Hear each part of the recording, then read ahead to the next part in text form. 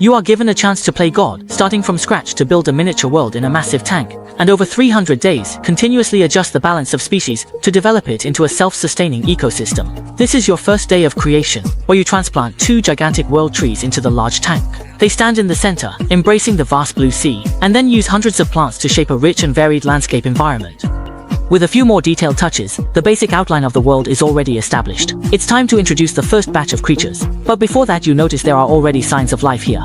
On the water's surface, a tiny insect resembling a fly drifts with the waves, and in the depths of the ocean, various microorganisms are quietly developing.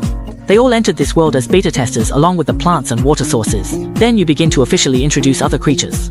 The first to join the battlefield are dozens of cherry shrimp of various colors. They quickly adapt to this resource-rich alien world, eagerly foraging for food on the plant surfaces and in the sand. Before long, they discover that the ideal settlement is the waterfall areas on both sides. Here, close to the filter, the aquatic plants are covered with edible debris, providing a perfect hiding spot from predators. Meanwhile, the 2 huachun that came mixed in with the cherry shrimp seem like lost wanderers in this unfamiliar world, appearing somewhat bewildered and choosing to stay together, drifting above the water. At this moment, you unexpectedly discover a small lizard perched on the world tree on the left side. It must have come hidden in the driftwood, and it is actually a type of flying lizard, famous for its ability to glide through the air by extending rib flaps on both sides of its body. Since it has arrived, it should make itself at home, so it was named Draco, and some ants were specially introduced for it to prey on. This dragon quickly became the top predator in this world, although it is currently unable to reach the aquatic domain. Meanwhile, a war is breaking out in the ocean, with the increasingly rampant algae being the main culprit, despite the cherry shrimp's diligent efforts to graze on them.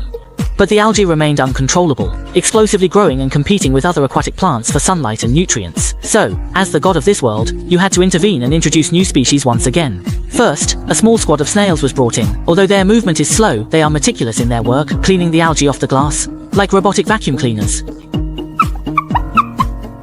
Of course, they wouldn't miss the food in the sand either. This cleaning team was highly efficient. So you also introduced albino algae eaters and silver flying foxes from China as reinforcements. Once this algae army was fully assembled, a week later, the beach became spotless. However, it wasn't long before something more terrifying happened. The glass seal of the tank developed a problem, leading to a massive water leak. This world was on the brink of a catastrophe, and as its god, you could only take emergency measures. After draining the water source, you had the glass seal remade. You hoped that during this time, they could survive as much as possible. 3 days later, the tank was refilled with water, and this time you reinforced the stability of the world. Although some plants withered, most of the creatures survived, and the fish that unfortunately perished in this disaster became a feast for the cherry shrimp family. It wasn't long before everything returned to its previous state after this incident. You felt that the name Bermuda was a bit ominous, so you renamed this small world to Andromeda, and initiated the second wave of large-scale biological introductions.